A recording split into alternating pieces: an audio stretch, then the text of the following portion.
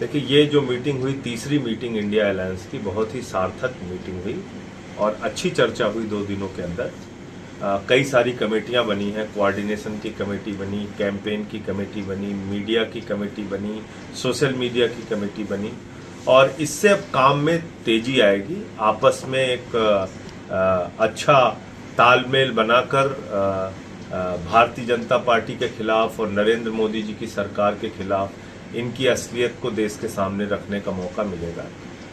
इसके अलावा आने वाले 1 से 1.5 महीने के अंदर उम्मीद है कि सीट शेयरिंग का भी मामला तय हो जाएगा। कौन सी पार्टी कहां से चुनाव लड़ेगी, इसके बारे में भी चर्चा हुई।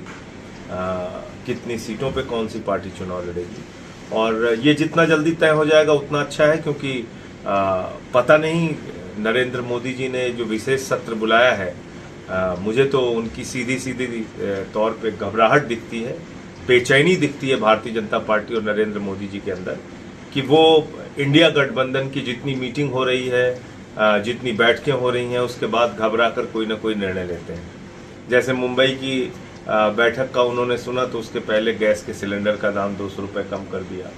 अब 3 राज्यों के चुनाव हैं, उसके अलावा भी तेलंगाना और मिजोरम के चुनाव हैं, राजस्थान, मध्य प्रदेश, छत्तीसगढ़ के चुनाव हैं। इन चुनावों के साथ लोकसभा के चुनाव करा सकते हैं, ऐसी हम लोग आशंका व्यक्त कर रहे हैं, क्योंकि घबराए हुए हैं मोदी जी और विशेष सत्र बुला रहे हैं। कोरोना की महामारी में विशेष सत्र नहीं बुलाया, नोटबंदी में त्राहिमाम हुआ देश के अंदर, उन्होंने विशेष सत्र नहीं बुलाया, मणिपुर हुआ, तमाम ऐसे राष्ट्रीय आपदा आई देश के अंदर, कभी उन्होंने नहीं बुलाया। और आज वो विशेष सत्र बुला रहे हैं, ये कहीं ना कहीं उनकी घबराहट का नतीजा है, जो मुझे लगता है कि जब सदन का सत्र चलेगा तो पता चल पाएगा। कैंपेन कमेटी मेंबर हैं आप, आपने बताया, तो किस तरीके से आगे, जैसे आपने बोला कि सीट शेयरिंग पे भी अगले 1-1.5 महीने में बात होगी, तो किस तरीके से इसको आगे ले जाने का रोड मैप तैयार किया है? देखिए, जहां तक कैंपेन कमेटी का सवाल है या जो और भी कमेटियां बनी है, हम सारे जो ये इंडिया अलायंस है, इसका मकसद क्या है? प्रधानमंत्री नरेंद्र मोदी जी सिर्फ एक व्यक्ति के लिए काम कर रहे हैं। सारे आकाश से लेके पाताल तक, जहाज से लेके जमीन के नीचे का कोयला तक, सब कुछ अपने दोस्त को देते जा रहे हैं। आज भारत की बदनामी पूरी दुनिया में हो रही है, जिस तरह से भ्रष्टाचार के मामले प्रधानमंत्री के करीबी दोस्त के सामने आए हैं। बेरोजगारी का आलम यह है कि 4 साल की नौकरी सेना में आप दे रहे हैं और -50 डिग्री टेम्परेचर में आप कह रहे हैं +50 डिग्री टेम्परेचर में सियाचिन और जैसलमेर में हमारे जवान जाके ड्यूटी करेंगे। लेकिन जो मोदी जी के करीबी हैं, उनका लाखों करोड़ रुपए माफ कर दिया गया। महंगाई का आलम यह है, किडनी का, कैंसर का, टीबी का, हार्ट का, सारी दवाएं महंगी, सब्जियों का दाम महंगा, पेट्रोल महंगा, डीजल महंगा, सरसों का तेल महंगा, महंगाई आसमान पे है। किसान को उसके फसल का दाम नहीं मिलता, लाठियां मिलती हैं। तो ये जो तमाम मुद्दे हैं, ये हम लोग जनता के बीच में अभियान चलाकर बताने का काम करेंगे और मोदी जी की भ्रष्ट सरकार के खिलाफ जनता को लामबंद करेंगे। जितने इंडिया गठबंधन के दल हैं, ये भारत के 60 से 70% लोगों का प्रतिनिधित्व करते हैं। बड़ी बड़ी पार्टियां हैं, बड़े बड़े नेता हैं इसमें, और मैं एक ही बात कह सकता हूं कि 2024 के अंदर इंडिया का प्रधानमंत्री बनेगा, अडानी का प्रधानमंत्री नहीं बनेगा।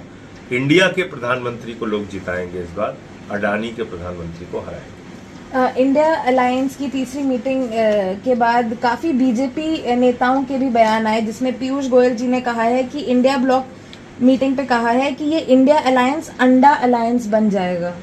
देखो, अहंकार राजनीति में बहुत बुरी चीज होती है, लेकिन अफसोस है कि ये बीमारी जो है पूरी की पूरी भाजपा को लग चुकी है। वो अहंकार में डूबे हुए हैं, तानाशाही में डूबे हुए हैं, कुछ भी बोलेंगे, कुछ भी कहेंगे। लेकिन अगर उनके अंदर घबराहट नहीं है तो नरेंद्र मोदी जी जिन्होंने 9 साढ़े 9 साल तक एनडीए को याद नहीं किया, एनडीए क्या है भूल गए थे, इंडिया गठबंधन के जवाब में एनडीए की मीटिंग बुला रहे हैं, 38 दलों की मीटिंग बुला रहे हैं। उसमें दल कैसे हैं? हम, तुम, क्यों, कहां, कैसे, लेकिन, वेकिन, मेकिन, कामा, फुल स्टॉप, सबको बुला लिया। जिसके एक भी सांसद विधायक नहीं उनको भी बुला लिया। तो घबराहट है और बेचैनी है भारतीय जनता पार्टी के अंदर, और इसी के कारण मैं तो कह रहा हूं ये जो विशेष सत्र बुलाया है, लग रहा है कि लोकसभा और विधानसभा के चुनाव ये लोग साथ कराना चाहते हैं। एक सवाल और सर, रविशंकर प्रसाद जी का कहना है कि कोई विजन नहीं है इस अलायंस का, ना ही इनके पास कोई आइडिया विजन है डेवलप, जो गरीब है उनको ऊपर करने का, महिलाओं के लिए, किसान के लिए कोई विजन नहीं है, उनका कहना है। क्या विजन है भारतीय जनता पार्टी का? मोदी जी का क्या विजन है? आकाश से लेके पाताल तक एक दोस्त को दे देना, 13 लाख करोड़ रुपए का कर्जा अपने पूंजीपति मित्रों का माफ कर देना, क्या विजन है मोदी जी का? किसान को उनके फसल का दाम नहीं देना, उनको लाठियां देना, 1 साल तक वो सड़क पर बैठ के आंदोलन करेंगे, नौजवान बेरोजगारी के कारण आत्महत्या करेगा, महंगाई आसमान पे पहुंच जाएगी, 156 लाख करोड़ रुपए का कर्जा नरेंद्र मोदी जी ने लिया है। तो विजन क्या है मोदी जी का? चंद लोगों के लिए काम करते हैं और बाकी देश की जनता को लूटने का काम करते हैं। तो मैं समझता हूं कि अब इनकी लफाजियों से, इनकी बड़ी बड़ी बातों से लोग ऊब चुके हैं, इनके जुमलों से लोग ऊब चुके हैं और चुनाव में जवाब देंगे। आखिरी सवाल सर, अगली मीटिंग कब और कहाँ होगी? सुप्रिया सुले जी कह रही हैं दिल्ली में होगी, तो कब होगी, कहाँ होगी? नहीं, इंडिया गठबंधन के अंदर जो चर्चा हुई, अभी जो बातचीत हुई, उसमें अभी कोई अगली मीटिंग की तारीख तय नहीं हुई है, और मैं समझता हूं कि जैसे ही तय होगी तो आप लोगों को जानकारी दी जाएगी।